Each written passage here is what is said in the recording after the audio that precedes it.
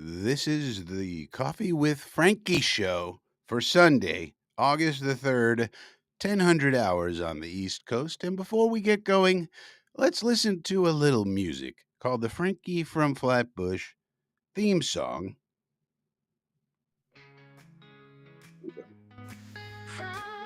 Before we get going on a Sunday. Frankie from Flatbush rides the Brooklyn line. Got a swagger sharp like a vintage wine. Everybody knows his name from porch to stoop. Hustle and dreams in every loop. In the park he struts, hits the handball wall. Echoes hear the stories when the shadows fall. Got 1,000 tales and a confident grin. On the streets of Flatbush where legends begin. Frankie from Flatbush got the city glow, lighting up the borough with his every show. He's the heart of Brooklyn, never laying low. Frankie from Flatbush, always on the go. Bodega lights flicker when Frankie's near. He's got the rhythm, everybody cheers. Corner talks and sidewalk chalks his fame. In the Flatbush breeze you'll hear his name. Underneath the subway hum, the magic's real. Frankie's moves got that electric feel. From Atlantic Avenue to the urban hill, Flatbush Frankie's giving you a thrill. Frankie from Flatbush got the city glow, lighting up the borough with his every show. He's the heart of Brooklyn, never laying low. Frankie from Flatbush, always on the go.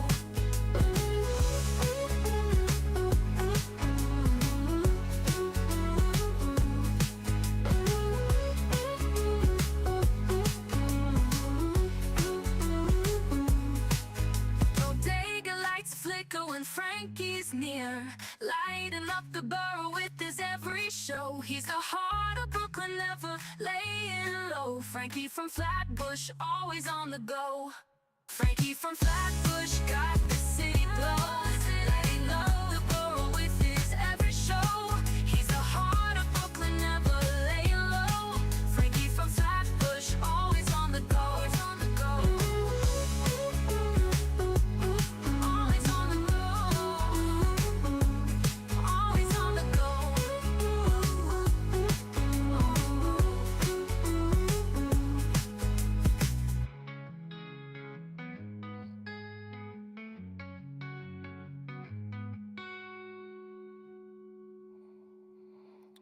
All right. Well, let's get started, shall we?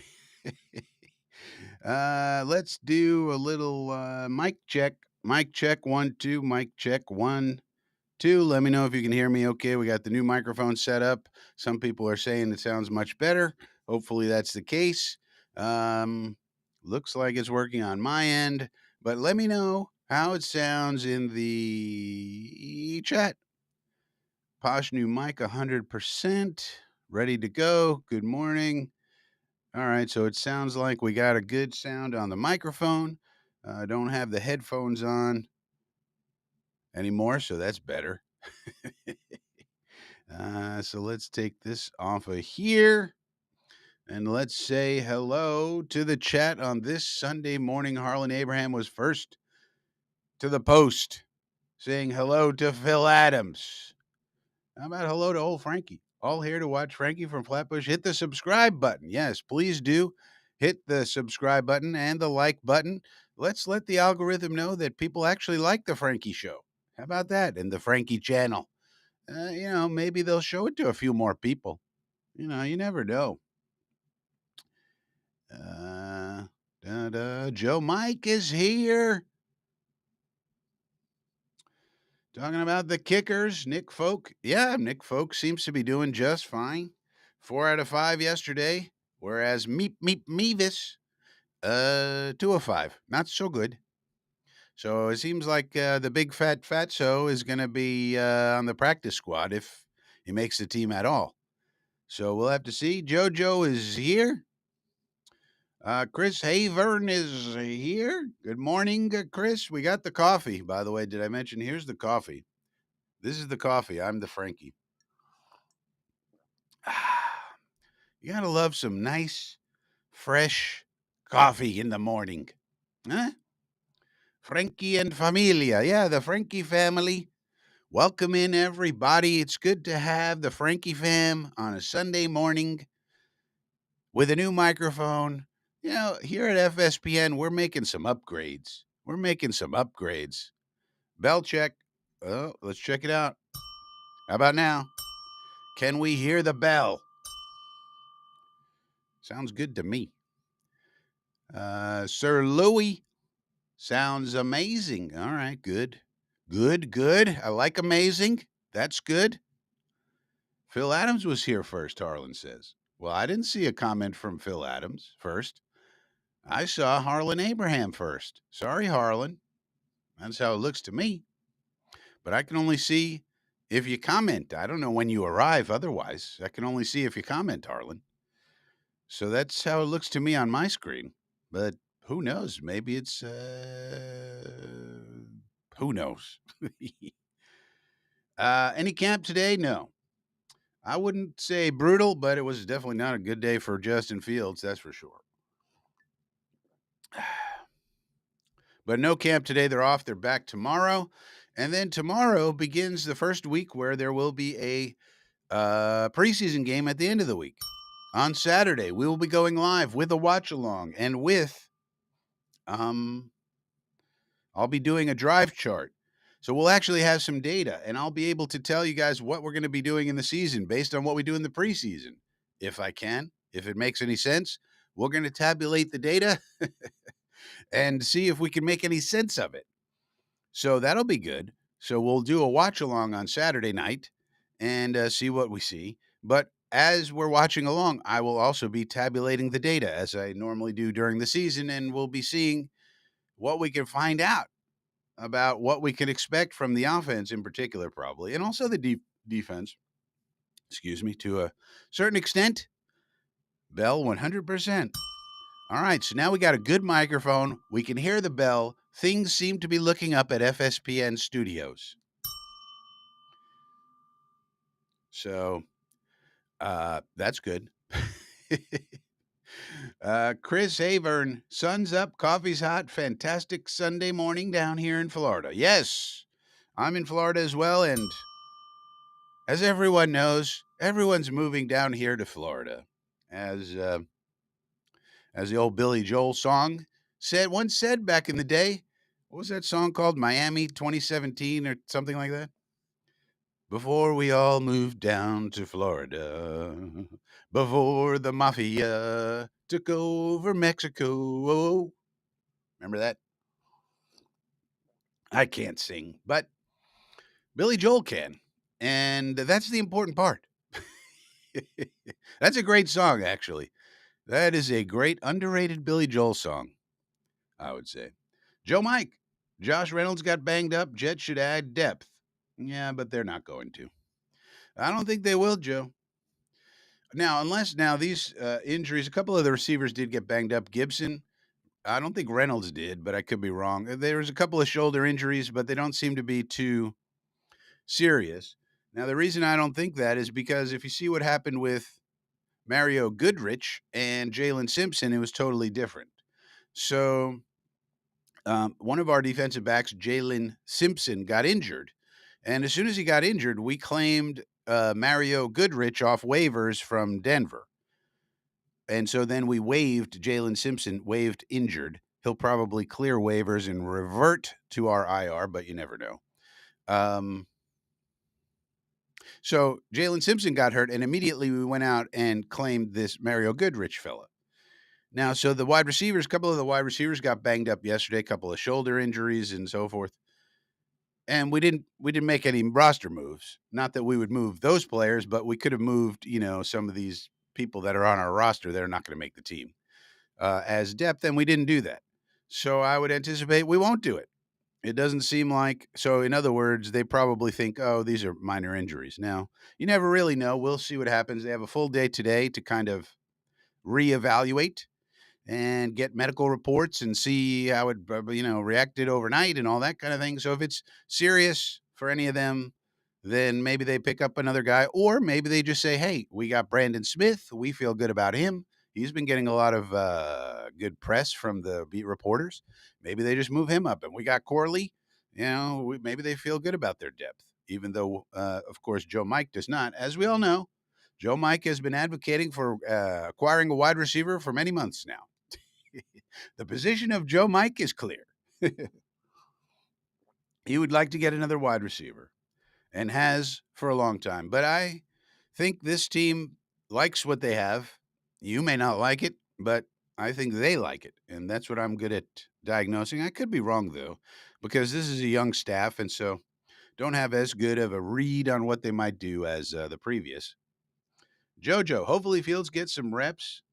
Probably needs as much as he can before. Yeah, don't forget, Fields is learning a new system. And so, yeah, there's going to be growing pains. Friday, he had a great practice, on fire. And then Saturday, not so bueno. And that's typical. That's if you look around the league, all the quarterbacks are kind of doing that. It's hot one day, cold the next day. They did great this day. Then the next day, they threw a couple of picks. So it's typical. Fields learning a new system. So I'm not going to judge him too harshly until the season comes.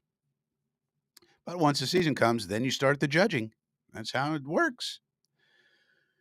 Goldstein, do you expect most of the starters? I don't know. So it depends. We don't know what Glenn's philosophy on this is. We're going to have to find out.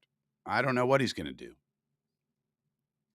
So, yeah, so there's different philosophies about this around the league, and there's no one consistent way. The Chiefs, for example, play their guys. Mahomes plays a little bit in the preseason. Other teams, like the Rams, they don't play anybody, for example. So there's different philosophies, and different teams have success with different philosophies. So there's no one way to do it. If you play the guys and then they get hurt, you're going to screw yourself for the season. If Patrick Mahomes ever got injured in the preseason, Andy Reid would not be thought of as such a genius as much as he is now. Although now he's got the rings, so he's pretty immune um, from criticism. Um, but there's no one way to do it. Salah, his philosophy was keep him healthy, don't play him, and don't risk injury, generally speaking. So he kept him out. Didn't really help us prevent injuries. So if I had to guess, I would say Glenn probably plays him a drive or two at least. But we'll find out here this week what the philosophy is, and then we'll know. Joe Mike asks, why are the Jet press trying to drum up controversy? Yeah, because I think we already talked about this, Joe, but it's mostly Nick Gassy Pants Fartria who's doing that. And Gassy Pants, don't forget about Nick Fartria, the Gassy Pants man. Um, he keeps getting fired all over the place. He used to work for Athlon Sports, then he worked for someone else, then he had this job and that job, and now he's writing for Jets X Factor. So he can't keep a job. And so he has to prove that the articles he writes can get some traffic. What's an easy way to get some traffic for articles you write so that you can go to a new employer and say, hey, employer, look at all this traffic I got for Jets X Factor. Hire me. I'm Nick Fartria, the Gassy Pants. And what's a surefire way to get traffic? Number one, you click the Jets fan worry button. The Jet fan worry button, make Jet fans worry, you will get traffic. And number two, even better, a quarterback controversy. Drum one up, even if there is none.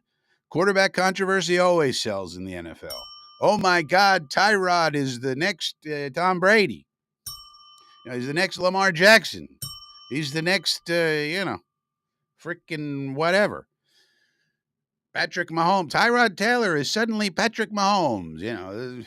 And what are the Jets doing with Justin Fields? He's no good. He can't throw a pass. So that's what's going on. So you have to understand. And this is why I try to tell you guys about these media people and who's good and who's bad. Nick, the Eagles fan, Fartria, Gassy Pants himself, probably got thrown out of those other places where he was working because he was too smelly. They were like, God, you got to stop farting around here, farty Gassy Pants, Fartria. He's just farting all over the place, and you can't have it at a workplace like that. So anyway, that's why I tell you who's good and who's bad and why, and I give you the why. Not just random name calling for a reason. Uh, Mhm. and that's what's happening with Nick Fartria. I mean, think about it. He's a fall from grace. He went from actual publications, actual companies, to Robbie Sabo's website. You know, I like Robbie Sabo, and I of course like um, Joe Blewett. Joe Blewett, out of the people on Jets X Factor, Joe Blewett's the one who's the real deal. Holyfield, the most. You know, his breakdowns are amazing. His video breakdowns, the amount of knowledge that man has is top notch. You can't argue with Joe Blewett. I mean, you could argue with him, but you can't argue with the amount of knowledge he has about the technical side of football, hand placement, all these little tiny details that he knows. It's phenomenal. And Joe and Robbie's a good beat reporter, so to speak, beat reporter. Everybody else on there is like meh, but Joe Blewett is the real deal, Holyfield, and Robbie is fairly reliable in the takes he has, although the way he writes things you could argue with. But that's why we do these things, Joe. That's why we cover the media here. Who else is going to cover the media? Tell me, Joe. Who else among the Jet independent content creators is going to cover the media? Nobody. And you saw on Friday night, Jake Asman came on here, saying he wants to get me on the show. I'm not going on Jake Asman's show. I like Jake; he's fine, but he works for ESPN, and we have a saying here: FSPN, which means fuck ESPN. Screw them, bunch of dickheads. They're the ones who hired Dick Cheney. What the fuck are they doing? Think I'm going to go on Jake Asman's show? Sorry, Jake. You're a nice guy. I like you. But you work for ESPN. I'm not doing that. I'm for the independent person. Now, Jake is interesting, right? Because he is independent. He has his own channel, but he works for ESPN. He does. And some people will say, well, that means he's more legitimate, Frankie. Well, I'm for the independent people. I'm not for big giant corporations named Disney running around. Well, isn't that hypocritical, Frankie? You live in Central Florida, which, if it wasn't for Disney, there wouldn't be a Central Florida. That's true, but life is full of irony. So, I mean, that's just the way it goes. And so that's what's going on. And that's why I tried to tell you guys about it, Joe. Joe, this is the part of why I cover the whole gamut here on this channel. That's why I try to cover everything, Joe. I try to cover the business side when I talk about Woody, and a lot of people don't like when I talk about Woody as a businessman and stuff like that. And but I try to cover the business side because that's important. What's going on with Josh Harris and David Blitzer and the Commanders and slash Redskins is important. Why? Because those two individuals are business partners with Woody Johnson. So it is important to cover that side of it. It's important to cover the data analytics side. I put out videos with data analytics, Joe. Then I put out videos with film study. Then I put out videos about playbooks. And I'm going to have another playbook video here soon that I think is going to be interesting.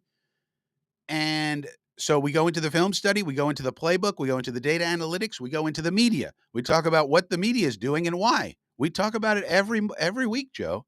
And there's a reason why I do that.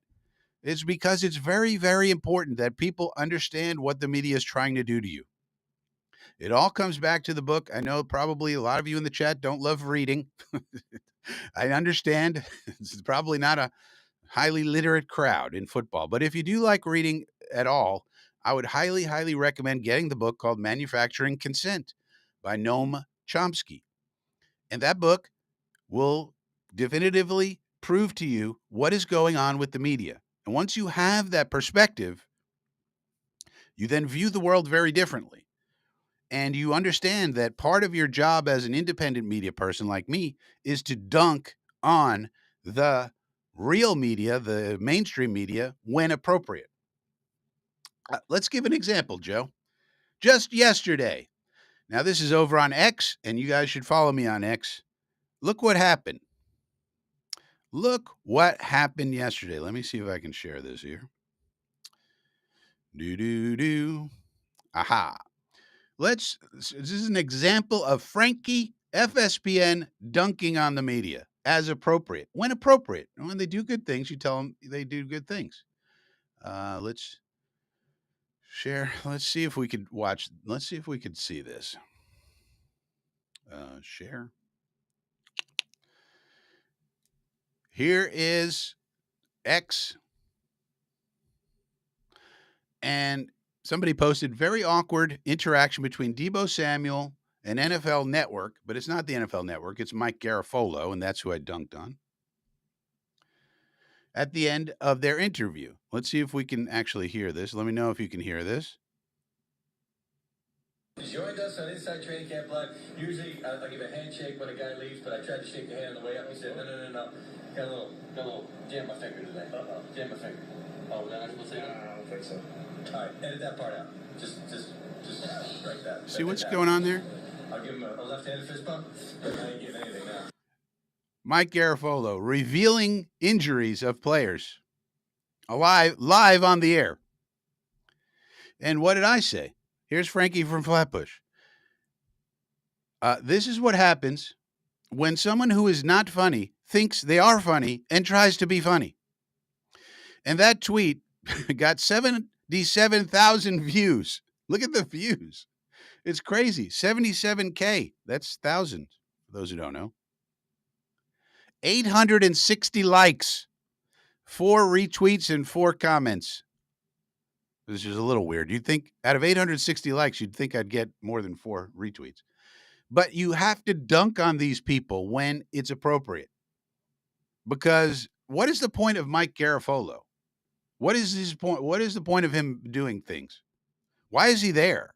You have insiders like Schefter and Rappaport already. Why do we need Mike Garafolo?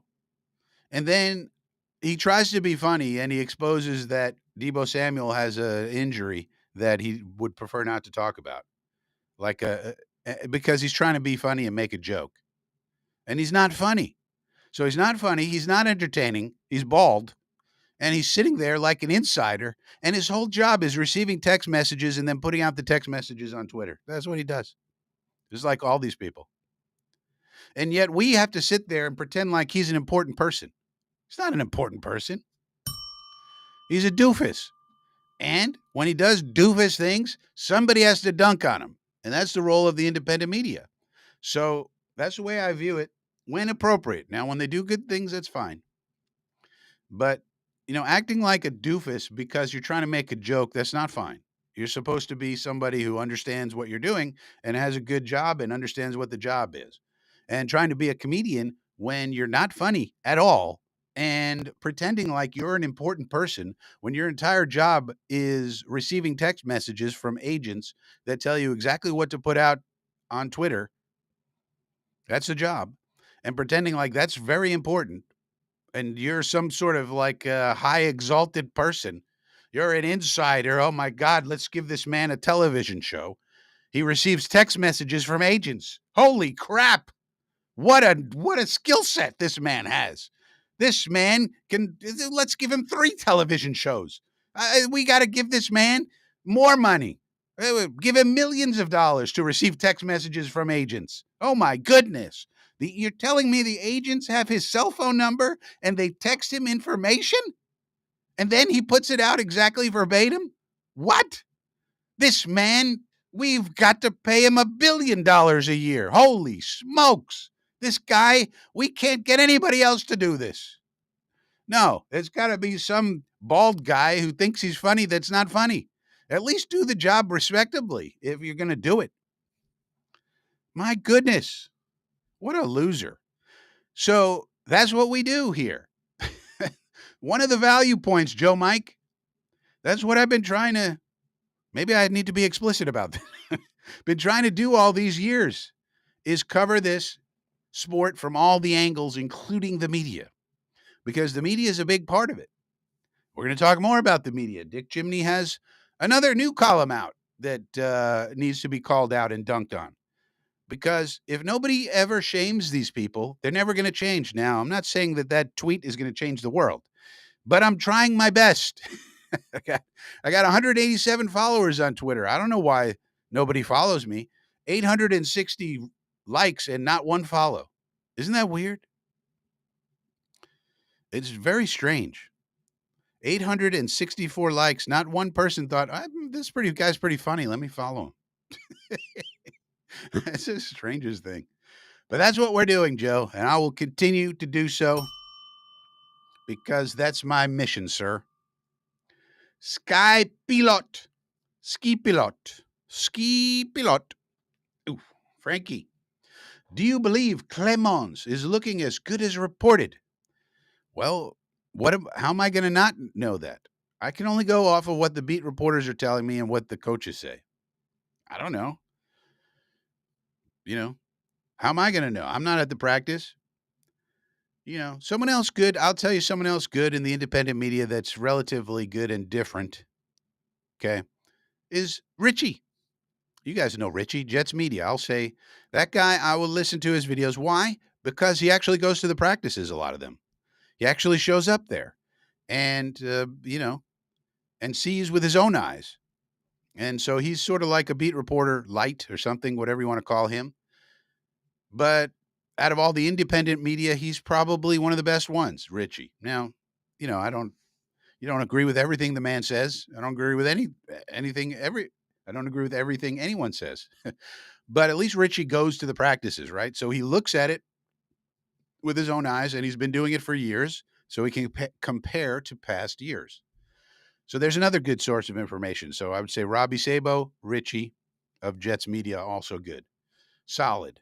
Don't agree with everything they say, but much more solid than Brian Costello or Nick Fartria, Gassy Pants himself. So, I don't know. They're saying he looks good. So let's hope so.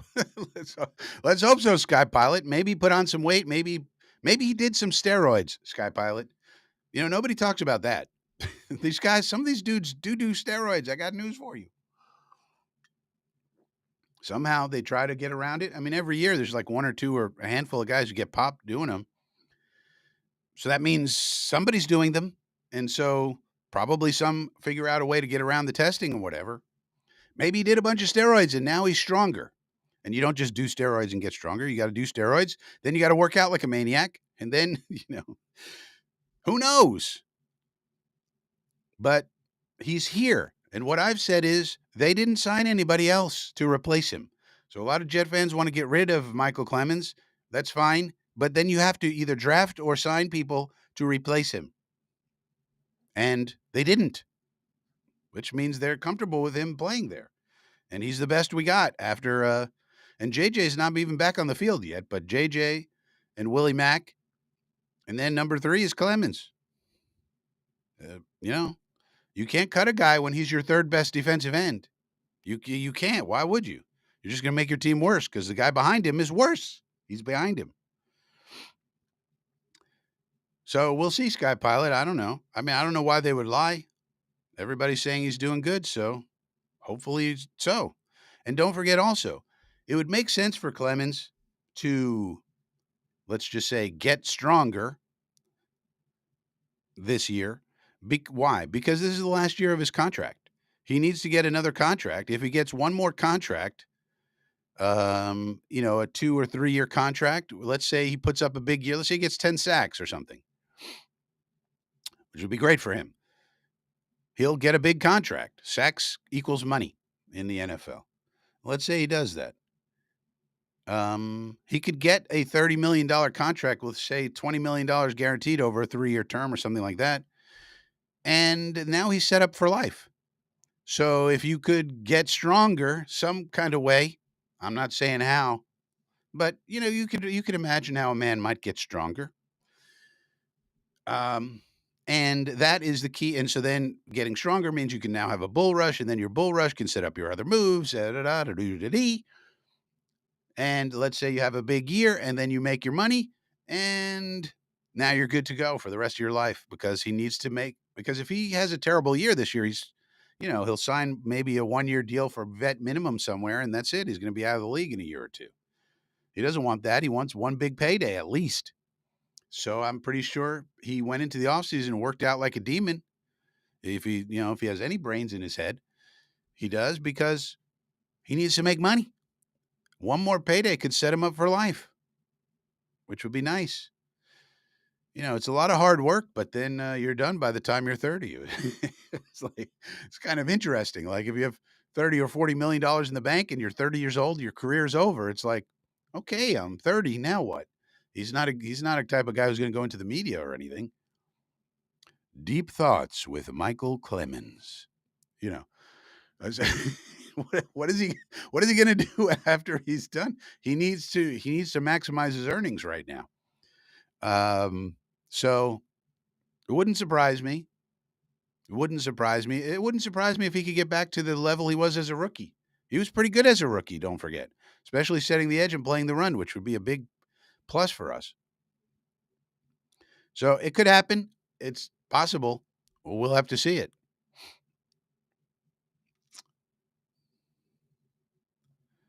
Skip Bilet. Will they try smart at wide receiver? No. Why would you do that? I have a whole video about this Ski Peelit. He's going to act as a wide receiver because he's going to catch a pass. You know something? When you catch a pass out in the field, you don't get extra points for being a wide receiver guy. Why are people so fucking obsessed with wide receivers? It's amazing to me. What's going to happen is we're going to be in 12 personnel, folks. And the coaching staff is telling you that Jeremy Ruckert is a Y. Do you understand me? He's an inline. Ruckert's going to be on the field a lot. That's what they're telling you. What does that mean? That means he's going to be blocking mostly.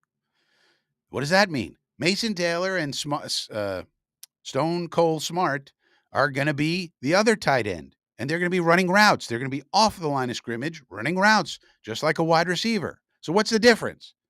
And in fact, you want him to be a tight end.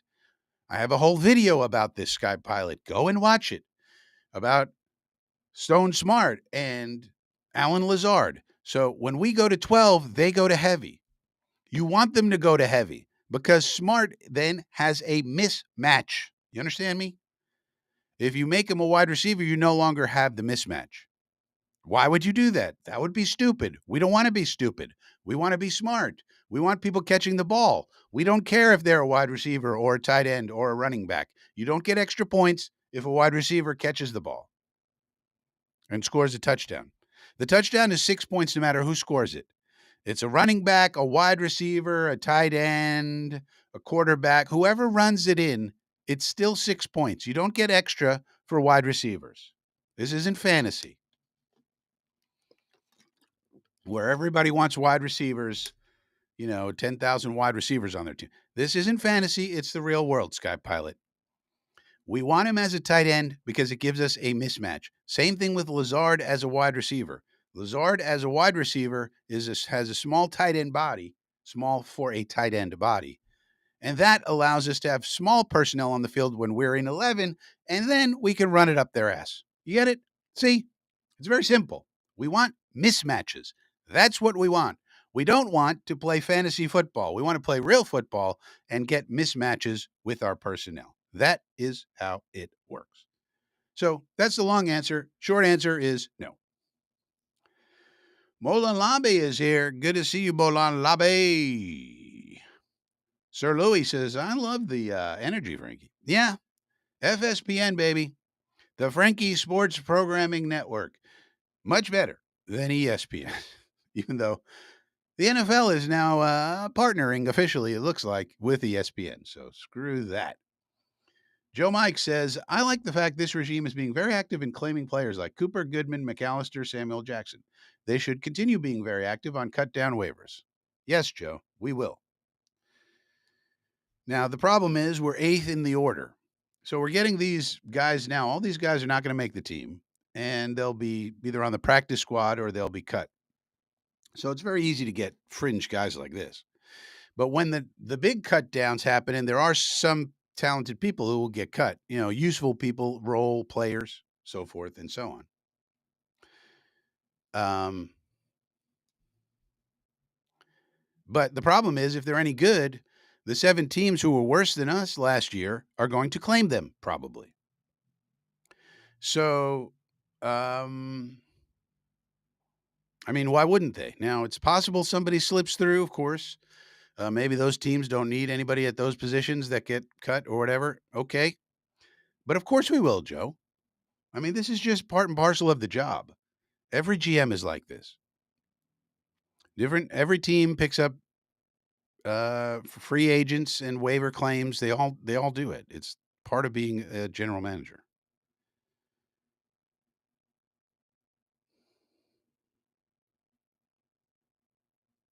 Joe Buda. Curious you think what you think of Phil Mushnick. So Mushnick, um, what does he write for the New York Post? I always enjoyed his takes on Francisca Sterling. Yeah, I mean, look, Mike Francesa was terrible, but very powerful for some reason. A lot of people listened to him, but he wasn't a great radio person. He fell asleep on the air a couple of times, I think. And John Sterling, I hated John Sterling as an announcer. You know, he was fun when there were highlights. It is high, it is far, it is gone. Yeah, I get it. But the um but as a broadcaster, he wasn't good. And Susan Waldman is even worse. I mean, she's terrible. She's a Boston Red Sox fan with a Bostonian accent who knows nothing about baseball or nothing useful anyway from a broadcasting perspective. So I don't know. I don't read Phil Mushnick, but the point is in the modern day, you got to point these things out in real time and you got to dunk on people in real time on Twitter.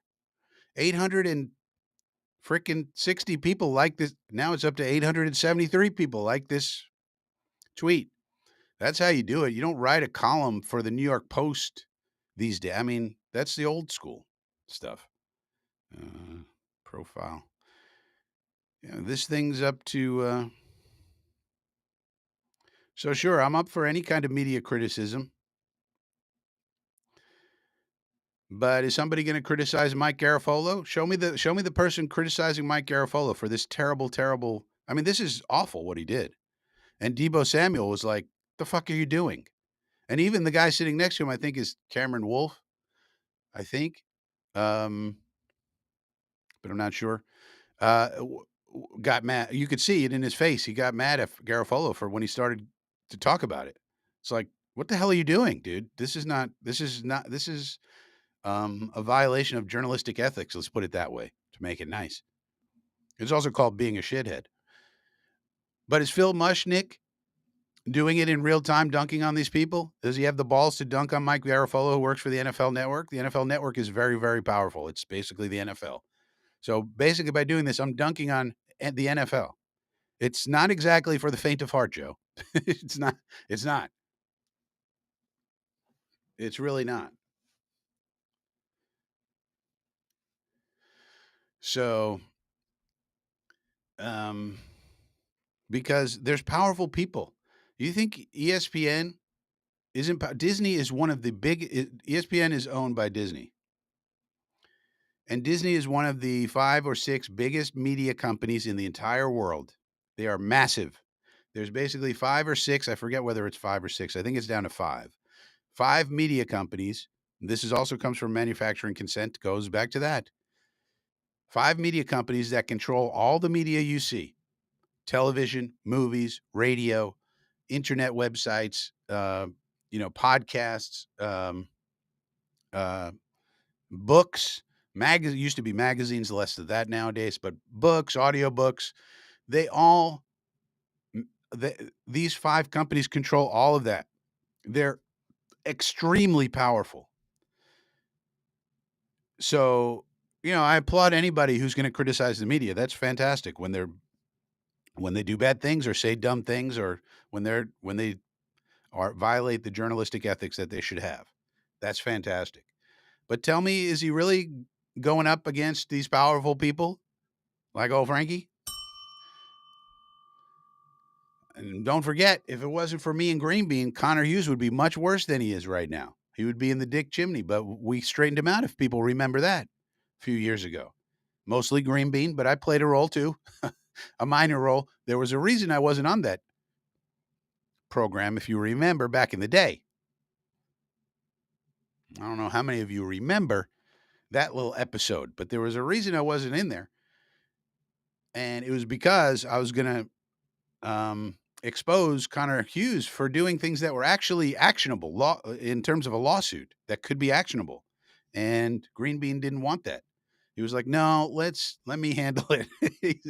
And he handled it and he did a great job. And I got to give him a lot of credit because Green Bean has that counselor, therapist sort of background, and he was able to he was able to handle it with class and aplomb, let's just say. Whereas old Frankie, you know, I'm pretty placid and calm guy, but once that line is crossed, it's crossed and it's on. And we've had a lot of discussions on this channel about back when I was a baseball pitcher when when somebody crossed the line, it was on like Donkey Kong. There's just a line that gets crossed with old Frankie, and then I'm not saying it's good, but it's the way it is. And so Green Bean handled that one, and that was a good thing. But that's that's where we are, and I applaud anybody who's taking on the media. But I really doubt that Phil Mushnick is dunking on people in real time in their face. Now, again, it's 875 likes, it's 77,000 views, and nothing's going to happen to Mike Garafolo. I guarantee you. But people are still liking it live as we go. I did this yesterday. People are still liking this tweet. I'm getting notifications all day long. It's a little annoying, to be honest. It's just like, how many? Now it's up to 875. It's kind of crazy. But it does take a little bit of, you got to be careful how you word it. You can't just attack people and call them names, although we do that sometimes because sometimes it's appropriate, but other times it's not appropriate. So it's, got to be a little bit careful.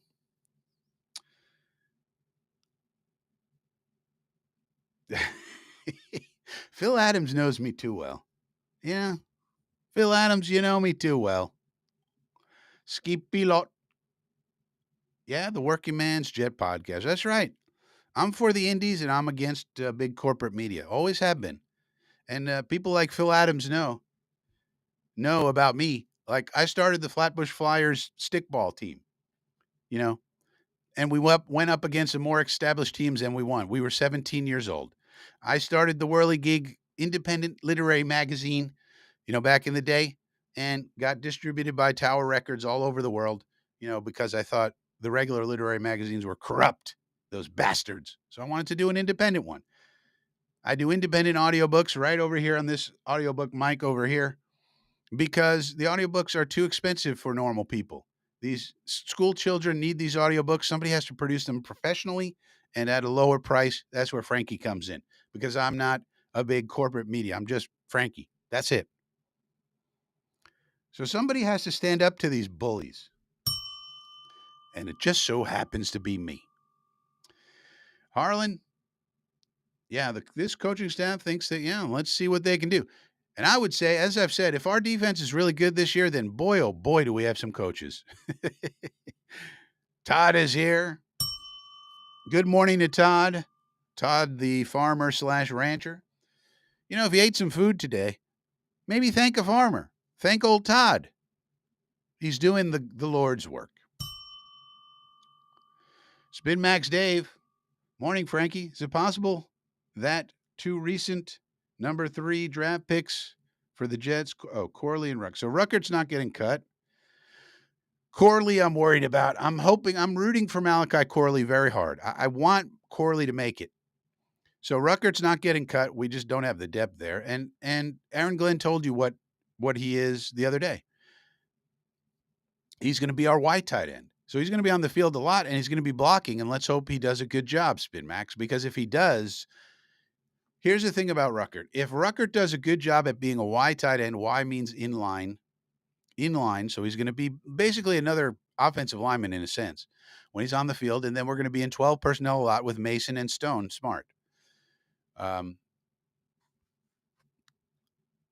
So if he does a good job at that, that is a very valuable part of a team that people often forget about. Don't forget number 89 on the Lions, okay? A lot of things we got to go back to the Lions and figure out what is Aaron Glenn thinking. Number 89, Wright, I forget his first name, Matthew or something, of the Lions is a blocking tight end for them, right? And then they have Sam Laporta to catch the passes, right? Laporta is a great what they call F tight end, flanker tight end. He goes out and catches passes, Sam Laporta, and he's awesome at it. And then they have I think his name is Matthew Wright, 89, and he stays in line and he blocks. And Matthew Wright is a very valuable part of that team. Probably nobody talks about him. And that's going to be our Jeremy Ruckert. Think about that model in the mind of Aaron Glenn now. So he probably sees Ruckert as right. That's the role. And Mason Taylor as Laporta, right? 12 personnel. And it's useful because, now Ruckert can go out. If you're in 12, both of your tight ends can go out into the pattern sometimes. This is no problem. But mostly he's going to be blocking. Now, the other good thing about that, if he does a really good job this year, and we got to see how he does at it, if he stinks, well, then he's going to be gone next year, but he's not going to be gone this year. But if he does a good job, we can re-sign him really cheap because he's not going to have huge numbers in terms of catches and stuff like that. So blocking tight ends come cheap, even though they're very valuable. That's one of those areas where you can save some money. In other words, you can get way more value out of a blocking tight end than their contract would suggest. So in other words, if he does a great job, we could probably sign him to a 3-year deal for 8 million or 9 million, something like that, 10 million total. And that's cheap. That's an El Cheapo deal. And the value of a blocking tight end cannot be understated. It is very, very important that you have tight ends who can block. Very important in this day and age, in any day and age. Blocking is important. I mean, this says block somebody football company. We need to be blocking somebody always. No block, no rock. So to me, Jeremy Ruckert is a very important part of this team, even if he catches 20 passes. I don't care. If he blocks his ass off, we got something, and that is going to really help. It really helps an offense to have a good Y tight end that you can utilize. And then going forward, doesn't cost you much, and you get a ton of value out of it. And he could expand as a pass catcher, and he could always catch passes more, etc. He's very athletic, as we know. So Ruckert's not getting cut, but boy, it's so much fun to envision him being able to do that Matthew Wright role. It's so valuable. So valuable. He was on the field a lot more than people realized last year. I'm going through the games. He didn't do a great job, but hopefully he can just develop.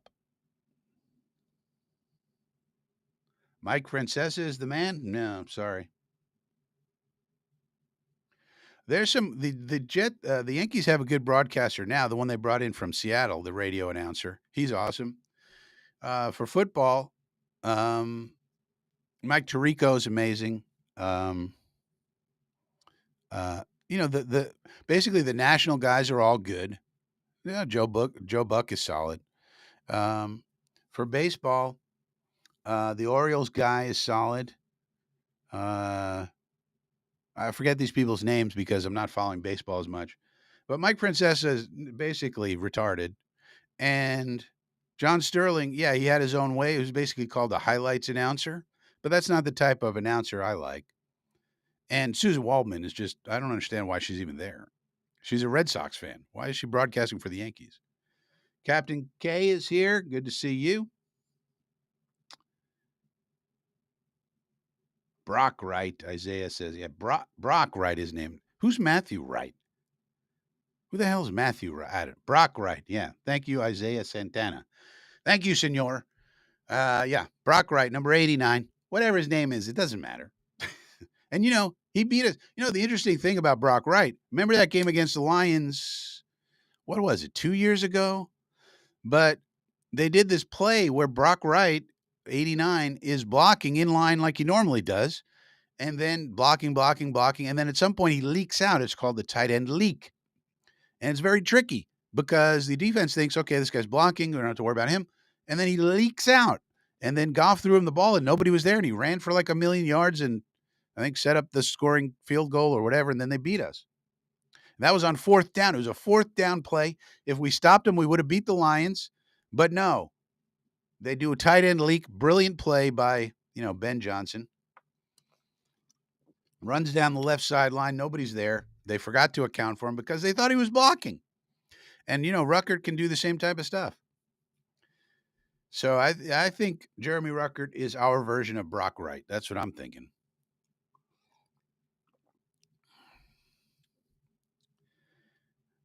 Phil Adams says, I'd take $3 million to block anybody. Yeah, but the problem is, you wouldn't be good at it, Phil. They would they would run you over. But yeah, I mean, look, three. You have to understand the market of football players. $3 million is El Cheapo. All right, so that's not a great payday for a football player, unfortunately for Brock. Now, I mean for Jeremy. Now let's go through this latest Dick Chimney bullshit column, shall we? Now it's an okay column. It's not terrible. But what he's writing today, Jets, Will McDonald, I always wanted to sack Aaron Rodgers. Now, as we all know, this is the headline. Is this what he said? Now, he kind of said this. He factually said it. But what happened afterward? Anybody remember that press conference?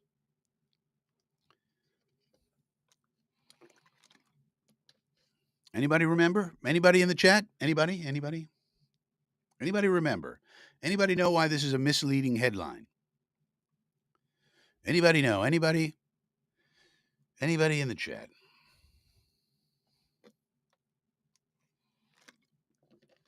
Well, it's a misleading headline because he then took it back and said, "Well, no, I didn't really follow football when I was younger, so I didn't always want to, but it'd be nice and blah blah blah." But of course, ESPN, and again, FESPN needs a headline, so now this is bulletin board material for the Steelers. Right? You can bet Mike Tomlin's going to take this headline to the bank. Right? All because of Dick Chimney. And here's a Dick Chimney column. Waiting for Mr. Rogers. Will McDonald hasn't. I always wanted to sack Aaron Rodgers from a little kid, said the man. And then 3 paragraphs later, he tells you he amended his initial thought. So from Dick Chimney's point of view, he says, well, but I told you he amended. Yeah. But a lot of people just read the headlines. And Mike Tomlin's going to do with this? Bulletin board material. So we can thank Dick Chimney for that. Great job, Dickie. And then you stuff. This is what journalists do. They stuff the real thing down inside the column. They know nobody's going to read it. So then he tells us, now here's the other part that is misleading but true. How can it be true but misleading, Frankie? Well, it says here, McDonald caught some breaks last season. He was unblocked on 2 sacks, and the quarterback tripped over him for another. Well, now that's true. So what's the problem? Well, are we going to put everybody's sack totals in the same context? How many times was Trey Hendrickson unblocked? How many times was TJ Watt unblocked? How many times was Micah Parsons unblocked? No, we're not going to provide that context. Oh, so this is written again to click on the Jet Fan Worry button, which is a very, very lucrative button. That is a button you could take to the bank. That is a button that can keep you employed for 30 years working for ESPN, Disney. Because it makes the Jet fan go, oh, well, maybe he really only had 7 sacks. Maybe he's not that good. We thought McDonald was good. Now, with this information, maybe he's not that good. So, Jet fan worry button activated. Bing. Dick Chimney, ladies and gentlemen. No matter how much you hate Dick Chimney, you should hate him 10 times more. No matter how much. I mean, you can't imagine how much I hate Dick Chimney. And I should probably hate him 10 times more. There he is, Willie Mack. A sack story. If McDonald reaches 10 sacks, he will be the first Jets player since Sean Ellis to record double-digit sacks in back-to-back seasons. Hard to believe it's been that long. Once upon a time, this franchise was known for its fierce pass rush. Remember those days, Jet fans? Those days are gone. Oh, Jet fan worry button activated once again. See the New York Sack Exchange circa 1982. He's going all the way back to fucking 1982. Oh. To click the button. Bridging the generation gap. Here's another Jet worry button pressed. Nick Folk. We signed Nick Folk. That's a good thing, right? Well, no, because since releasing Folk after the 2016 season, the Jets have gone through 15 kickers. So we signed a good kicker, but don't forget you had a lot of bad kickers before. Oh my God, that's right. So we can't celebrate Nick Folk without also reminding you that everybody before Nick Folk in the last, 8 years or 10 years have been bad. Here's another Jet fan worry button pressed. Garrett Wilson's awesome, right? Not so much. According to Dick Chimney, he's not awesome at all. The coaches are working with wide receiver Garrett Wilson to fine tune his route running. What? Wilson is a field player, according to Tanner Engstrand. And again, these are, Engstrand, Glenn, they're revealing too much. They're saying too much in their press conferences. These people never learn. They never learn. The media is not your friend, Tanner and Mr. Glenn. Keep it minimum. He likes to ad lib based on what he sees. That used to irk Rodgers, who wanted his receivers to be precise and follow the script. At the same time, Wilson's feel sometimes allow him to make special plays. Garrett at times will have a little bit of, I don't know, call it sauce to the routes at times. Engstrand said. Why he said that, I don't know. It's true. Of course, it is true. But Engstrand should not have said that. We try to keep that under control where it's beneficial to us. Good. So now Garrett's probably pissed off at his OC. Oh, great. Time and a half. One of the offseason standouts, so this is good. Olu Fashanu, the first round pick, after ending his rookie season with a foot injury. Don't forget he was injured, Jet fans. He decided to work overtime. That's good. Actually showed up for workouts on the weekends. Working on the weekends, according to Glenn. He's committed to make sure he's available. That's for one. He's going to be a huge part of what we're trying to build when it comes to the O-line, I would agree. The work apparently paid off. Well, that's good. By all accounts, all accounts. What about your account? Fashanu is having an excellent camp. So sometimes they offer an opinion of their own, even though they've been to all the practices, and sometimes they don't. Sometimes they say, by all accounts, meaning maybe he doesn't agree, Dick Chimney. Otherwise, he would have said, as my eyes say so, or something. Cornerback Sauce Gardner had a watch on. Oh, this is something definitely worth reporting. Cornerback Sauce Gardner's watch. This is important. It was pretty pricey. It was a Richard Millet watch, whoever that is. He told Kay Adams on the Up and Adams podcast. There's another one that's a honey pot, different type of media. We should go into that someday. Gardner wouldn't say how much it set him back, but that brand of luxury watch is known to cost at least $200,000. On a watch. Hey, man, these guys have money. They can spend it however they want. He said teammate Quinnen Williams, who owns one, warned him that he could damage it in practice. Hearing that, Gardner removed the watch quickly. So I guess Sauce Gardner didn't realize that watches could get damaged in practice. Tackling the problem. One of the early themes to camp is the physical nature of the practices, which have included some live tackling. Several players said they haven't done that since college, even high school. The message from Glenn is clear. They were a poor tackling team in 2024, they sure were, and plans to rectify that. In fact, the Jets rank second to last in missed tackle percentage, ahead of only the Cleveland Browns per Next Gen Stats. 3 worst offenders: McDonald, Mills, Solomon Thomas.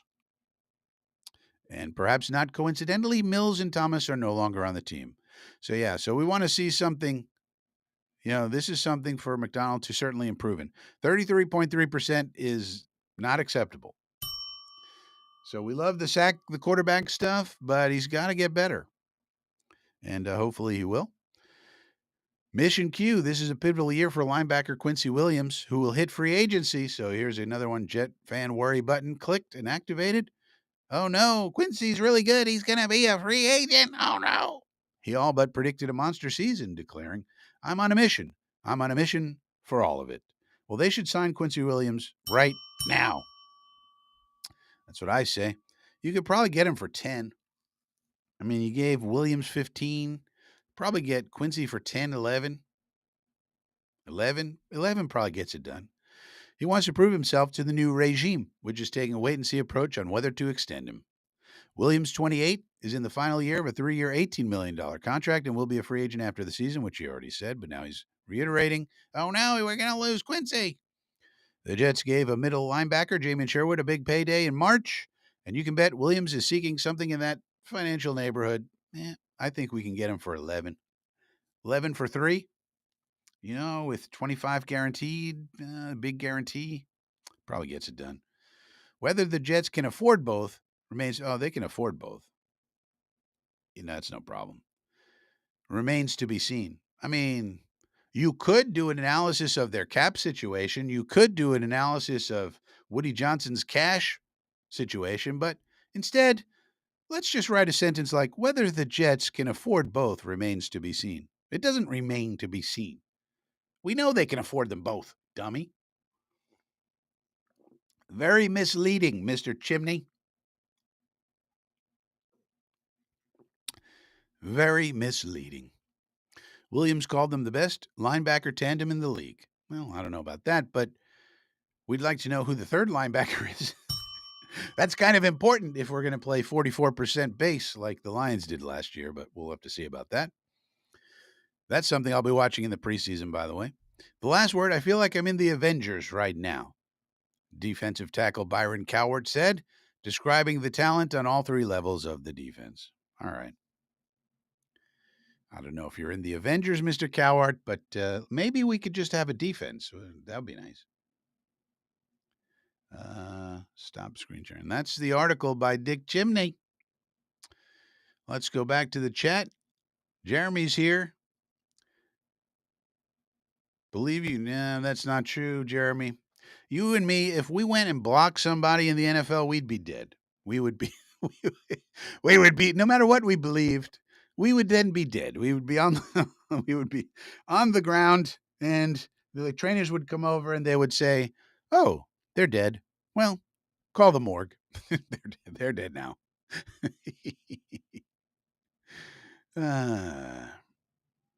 Sharon McLean, rub some dirt on it and let's go. You can't rub dirt on a dead person, Sharon. That doesn't work. I mean, the person's dead. What is rubbing dirt on them going to do? Phil Adams says, I never spent no 200 grand on a watch.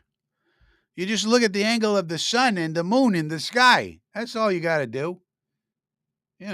What do you need these watches for? Let alone 200,000.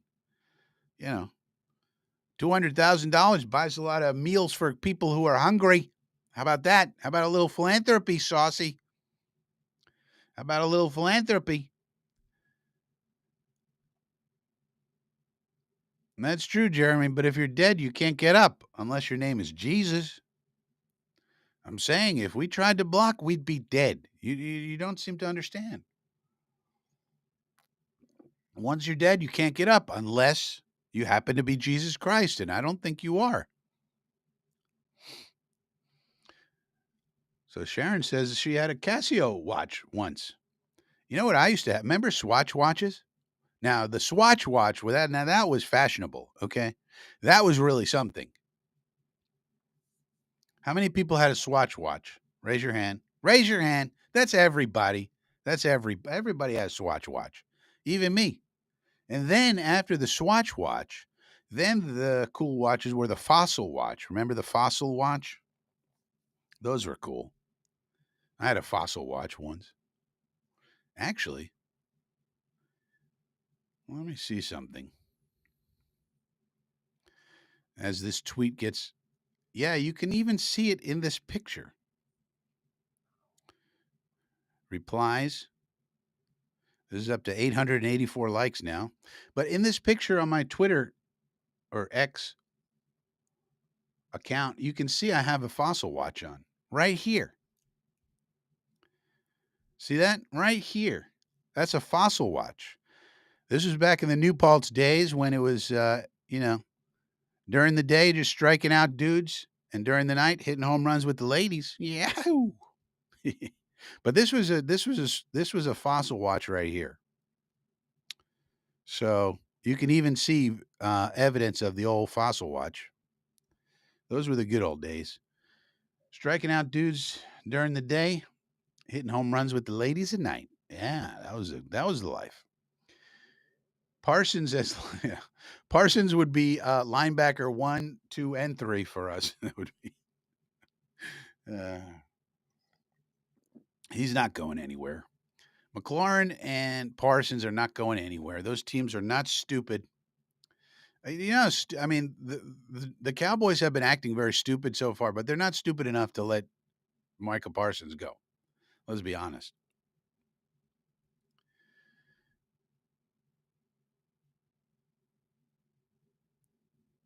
4 year. They're talking about a uh, Spot Track. The guy from Spot Track is talking about 4 year, 180 million for Parsons. So I'm sure he knows. I mean, if the guy from Spot Track knows what the contract is, I don't understand why they can't get it done. Basically, it should be 4 years, 180. He's got all the guarantees and all this 90 million guaranteed at signing, blah, blah, blah. I mean, if Spot Track knows what it is, the Cowboys know what it is, and the agent knows what it is. I mean, this is just stupid.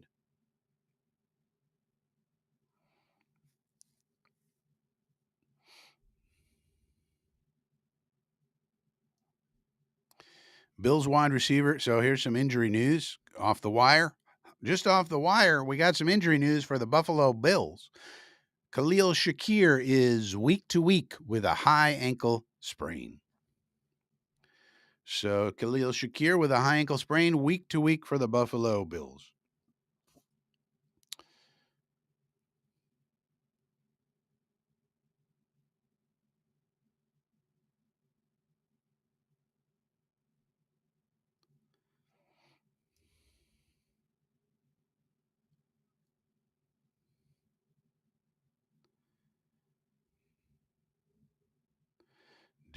Any other news? The Dolphins signed Jermaine Ifedi. That's not good for them.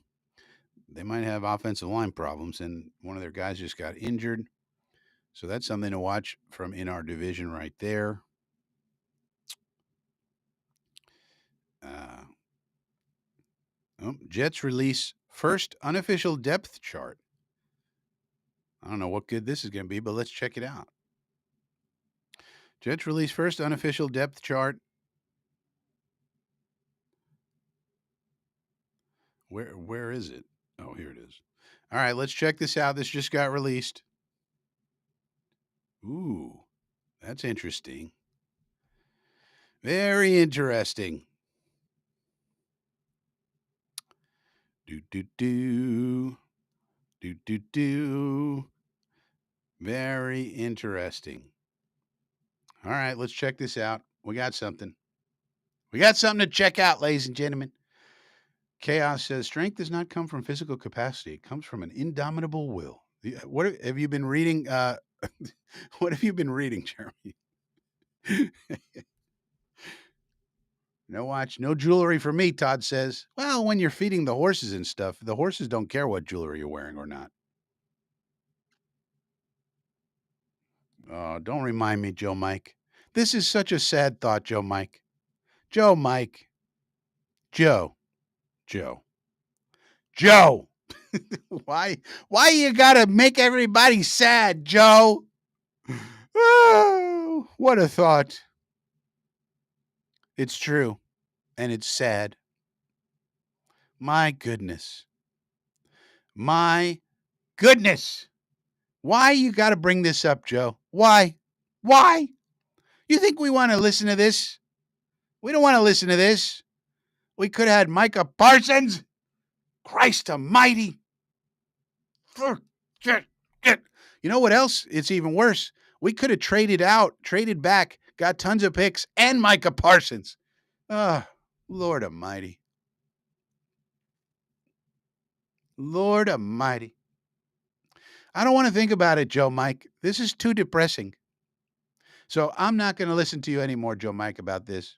Getting rid of this. Here's something better. Tua without a strong O line is not a good combination. Exactly my point. And they didn't really strengthen. They tried. They signed James Daniels, but he's coming off an Achilles injury. That was their big signing. What they said, here's the thing about the Dolphins and why I don't understand why Chris Greer still has a job. Now they've made the playoffs, the last few years, except last year they just missed, of course. But so I guess that means you keep your job. But Chris Greer came out and said at the end of last year, okay, our two priorities this year going to be strengthen the offensive line and get a good backup quarterback. Basically, protect Tua, but if he goes down, we need somebody to come in and be good, as a backup. That's what he said. And then they went out and signed Zach Wilson, and that was the backup solution. And now you have the beat reporters for the Dolphins asking Mike McDaniel if Quinn Ewers is going to be the number 2. So basically, they're saying Ewers is outplaying Wilson in camp, and Quinn Ewers wasn't even good in college. He basically got drafted because he's tall, and he's outplaying Zach Wilson. And so that's weird. And Mike Daniel said, no, Zach Wilson's the number 2 because they signed him for $6 million guaranteed. He's got to be the number 2. And also, you don't want you make your GM look like a moron. So that's interesting. And then their big way to bulk up the offensive line was sign James Daniels, who's coming off a major injury, though he looks good so far, they're saying, but still. And then they drafted Jonah Savanaini or whatever his name is, a big giant guy, but second round they went with that one. So I don't know. And now they got an injury, so I don't know, man.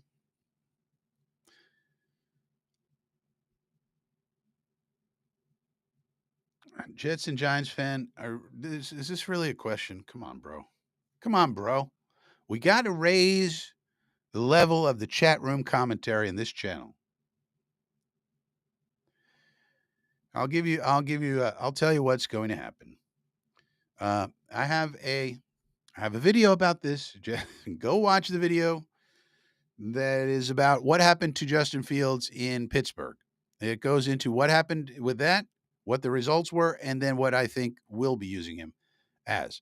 But I think we're going to go 30 to 45% RPO offense. So it's going to be highly RPO oriented, which could be double RPO or triple RPO.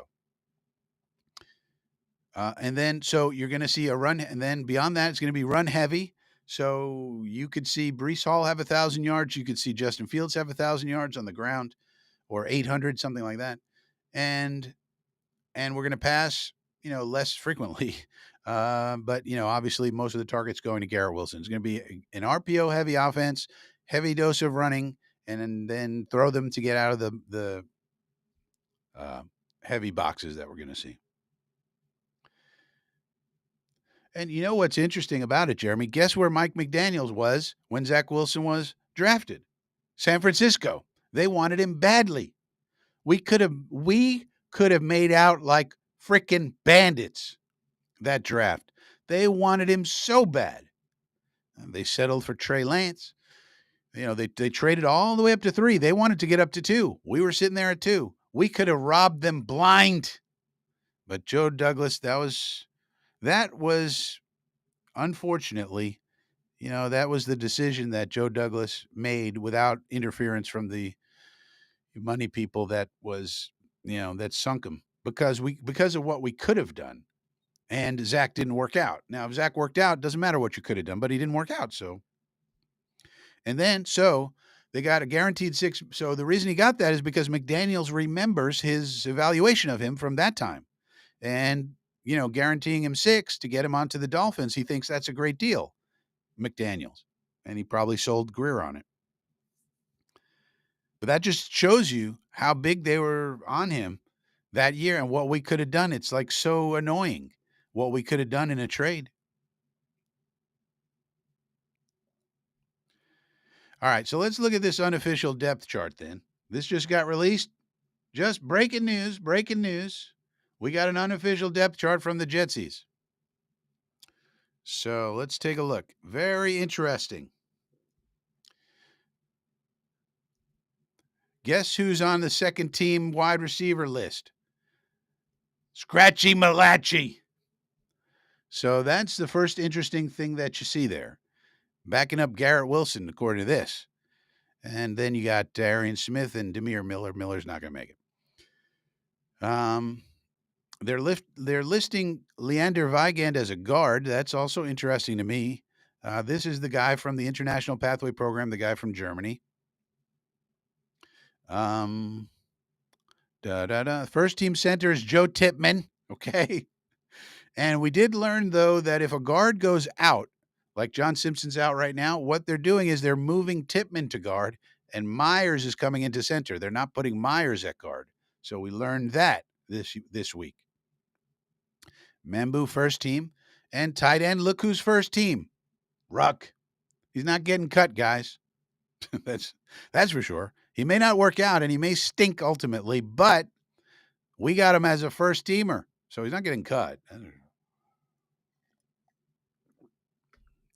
I don't even see Zach Kuntz. Zach Kuntz isn't even on here. They cut Zach Kuntz off of the team. Zach Kuntz should be over here. Not that that matters. But interestingly, Brandon Smith, okay, is over here, which is good for him. So basically, he's ahead of Skinner and Pokey Wilson, okay, and these people. Oh wait, there's more. Oh, there he is, Zach Kuntz. There, they didn't cut him off. Everybody. Um, But Kane Nwangu is ahead of Donovan Edwards, so that's interesting. I do think Kane has a good shot to make the team. He's a return specialist. Fullback Andrew Beck. Again, I think Beck will have a big role. That's the sniffer role that I have a video about. But an interesting lineup. They put Ruckert first, Taylor second, Smart, and then Neil Johnson and Zach Kuntz are going to be practice squad. Very interesting.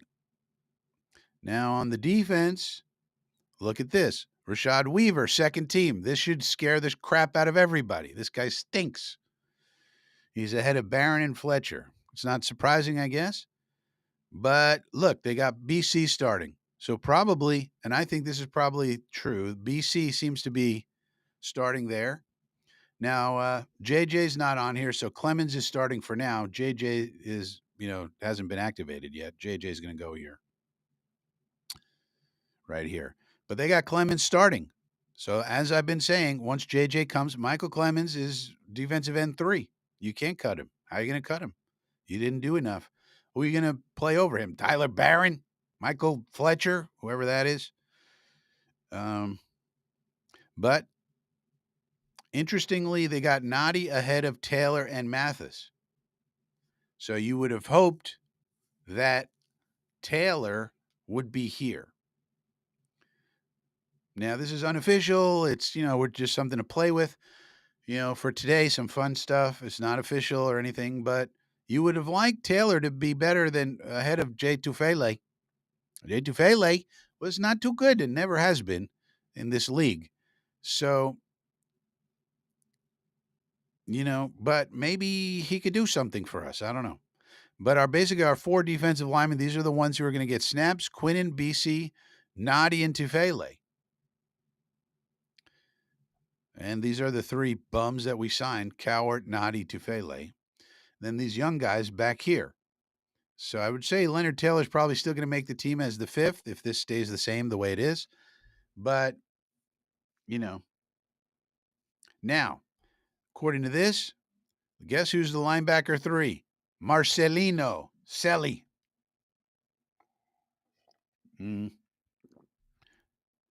Boog Smith. This must be, I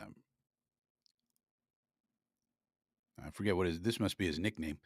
But, okay, so for linebacker, I would say it looks like Selly's going to be linebacker 3, and it has been stated by the beat reporters that he's been making plays. So this kind of makes sense. And then Jamin and Kiko make it at least. And maybe Barnes, but at least these 5. Marcelino, Jamian, Quincy, Jamin, and Kiko. That's our 5. And if 6-1, probably Barnes. Now, other interesting things, Jordan Clark listed as the backup nickel. So maybe there's a spot for Mr. Jordan Clark. Saws, Sticky Stiggers, AZ, they're all making it. Brandon Stevens, JBC is going to have a hard time making it. Boyd is going to be dependent on his injury here, and then special teams.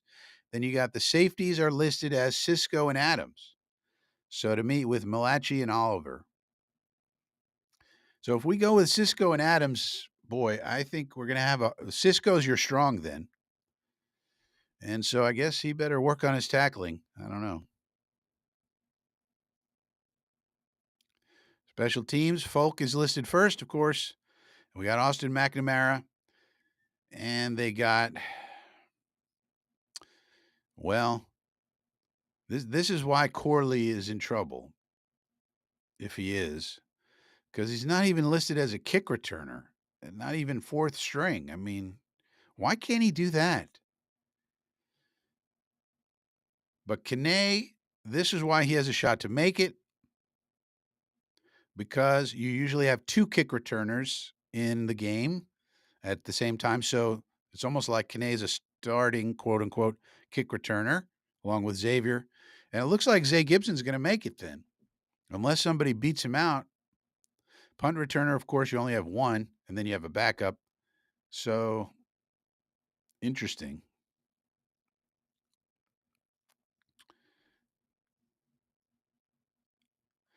Malachi is healthy, so he's been playing. He's been healthy all training camp, so that's good. We have a Boog and a Bump. Yeah. We got Bump, Boog. I mean, I don't know who this Boog Smith. I think his name is Aaron or something. I don't know what his real name is. Duke's a hazard. Yeah. So what do you guys think? I mean, here's why. So Corley has a challenge here. He's not included on any special team unless he's going to be a cover guy, basically run down and tackle people and block people. He's not listed in any return capacity. Look at Arian Smith is being tried out there. Arian Smith as a kick returner is really interesting. I mean, that kind of speed on a kick return, I'd like to see that. But of course, Kane is also excellent as a kick returner. He has a history. He has like 5 touchdowns in his career, returning kicks. So that's interesting. But apparently, Kane cannot return punts. Now, punts are harder to catch. It's a special skill set. But you see Arian Smith being tried both places. And I love what Arian Smith said yesterday in his press conference. They asked him, "Hey, you had a really big play. You had an explosive. You got behind the defense, caught it, ran for a touchdown. How did that go?" And Arian Smith said, "Oh, well, that's just my job. I don't I don't really look at that as a I don't look at that as a big play. That's just what I'm supposed to do." I was like, "All right. All right. I see you, Arian. I see you, Speedy Smitty. I see you. I see you. I like that. All right." That was interesting. Um, that's just what I'm supposed to do. I'm supposed to just get 80-yard touchdowns. This is what you gotta love it. Seems like a great kid. As is Az Thomas. If you saw Az Thomas's press conference, there's a really thoughtful guy. Az Thomas handles the media very well. Always has, going back to his Florida State days. But interesting stuff. So it's looking like these are our 4 safeties here. Now, Cisco, Adams, and Oliver and more, all these 4 were locked to make the team. It was about where were they going to be configured. You want Oliver on the team because he can do so many things as a backup. And the question is, can Jordan Clark get in there? Can Jarius Monroe? Can Dean Clark, somebody, get in there over? I don't know who you'd be over. It'd be over Tony Adams, really, because if Moore, was going to step in or something like that, then you could kind of. But Tony Adams is going to make the team, and he's probably going to start. And that means Cisco is your strong safety. That means Cisco's going to be in the box. That means Cisco better be a good tackler when we're having a single high safety, of course. Yeah, so here Phil Adams says LT3. Yeah, we were hoping for more for LT3. And so the fact that he can't beat out, at least so far, and again, maybe this changes, this is just the initial, it's unofficial, etc. The fact that he so far has not been able to beat out Jay Tufele and Derek Noddy is concerning, I would say, for him. Now, he'll probably make the team as a 5th DL, but if he did, and that was the roster construction, he'd probably be inactive on game day, which would be annoying because they still have that inactive bullshit. Why can't we have one game injured lists and then a true 53-man roster? Why can't we have that, please? these dum dums in the NFL. It would alleviate some of your special teams problems as well. But in terms of who to use, but the fact that Rashad Weaver is our defensive end, essentially four, because JJ's not on here. Yeah, he's back here. But Jermaine Johnson, when he gets back, is going to be first, of course. Um, so you got Will, you got JJ, and then Clemens. So either Watts or Weaver is the fourth best defensive end that we have. I, I mean, you look at this roster. I mean, I just signed Darius Smith. What is going on? You can't have this. This Rashad Weaver should be back here. I mean, think about it. If you just add Zadarius Smith, it looks a lot better, doesn't it? Why wouldn't you look at this roster and go, we have plenty of cap space. He's sitting right there. 1 year deal, $8 million gets it done. We have 30. Let's let's spend 8 on Zadarius Smith. Then we don't have to look at Rashad Weaver trying to do something. I don't understand that. That's the one thing that could immediately improve this defense very easily. And we're not doing it. I don't get it. I got to say, I don't get it.